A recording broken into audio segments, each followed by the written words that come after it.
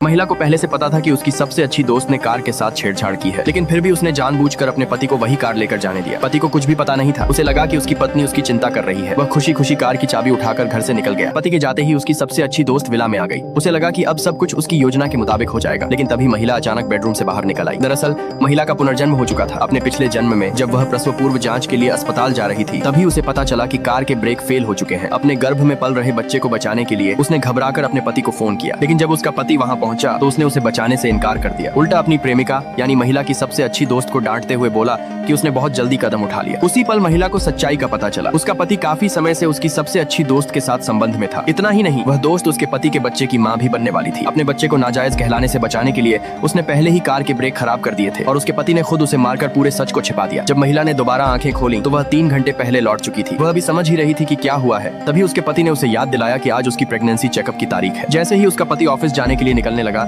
महिला ने उसे रोक लिया और कहा कि आज कार मत चलाना। उसे पूरा यकीन था कि उसके पति को अभी तक ये नहीं पता कि उसकी सबसे अच्छी दोस्त कार के साथ छेड़छाड़ कर चुकी है, लेकिन एक आदर्श पति होने का दिखावा करने के लिए उसने जिद की कि वही कार लेकर महिला अस्पताल चली जाए। तभी महिला ने जानबूझकर झूठ बोला कि उसकी सबसे अच्छी दोस्त आज अस्पताल गर्भपात कराने जा रही है। ये सुनते ही उसका पति तुरंत घबरा गया और जल्दी जल्दी कार लेकर अस्पताल की ओर निकल पड़ा। पति को जाते हुए देखकर महिला के चेहरे पर ठंडी मुस्कान आ गई। उसे अपने पिछले जन्म की पूरी टाइमलाइन याद थी। उसके हिसाब से अब उसके पति का एक्सीडेंट होना तय था। अब केवल एक ही अनिश्चितता बची थी, उसकी सबसे अच्छी दोस्त। लेकिन महिला ने कभी नहीं सोचा था कि वह खुद उसके दरवाजे पर आ जाएगी। असल में वह दोस्त पहले ही इस विला पर कब्जा करने की योजना बना चुकी थी, लेकिन जब उसने महिला को जिंदा देखा तो उसके होश उड़ गए। जब उसे पता चला कि वही कार उसका पति लेकर चला गया है तो वह तुरंत उसे खबर देना चाहती थी, लेकिन महिला ने जानबूझकर उसे रोक लिया। उसने पुराने दिनों की बातें करने का बहाना बनाया और उसे दोपहर का खाना साथ खाने के लिए कहा, लेकिन उसकी दोस्त बार बार वहाँ से निकलने की जिद करती रही। तब महिला ने जानबूझकर उसके कपड़ों पर पानी गिरा दिया। ये देखकर सास तुरंत बोली कि वह ऊपर जाकर कपड़े बदल ले। आखिर उसके पेट में उनका होने वाला पोता पल रहा था। डर था कि कहीं महिला को कोई शक न हो जाए, इसलिए उसकी सबसे अच्छी दोस्त मजबूरी में ऊपर चली गई। वह मौका मिलते ही अपने प्रेमी यानी महिला के पति को फोन करने लगी, लेकिन जैसे ही कॉल कनेक्ट हुई, महिला अचानक कमरे में आ गई। महिला के सवालों का सामना करते हुए उसने झूठ बोल दिया कि वह अपनी एक दोस्त से बात कर रही है। ये सुनते ही महिला ने उसके हाथ से फोन छीन लिया और बोली, मैं तुम्हारी सबसे करीबी दोस्त हूँ। आज मैं किसी को भी हमारे साथ बिताए इस समय में खलल नहीं डालने दूंगी। उसी समय सास ने दोपहर का खाना तैयार कर लिया था। महिला ने मुस्कुराते हुए अपनी सबसे अच्छी दोस्त को साथ बैठकर खाना खाने के लिए कहा। धीरे धीरे समय बीतता गया। आखिरकार उसकी सबसे अच्छी दोस्त का सब्र टूट गया। जैसे ही महिला का ध्यान दूसरी तरफ गया,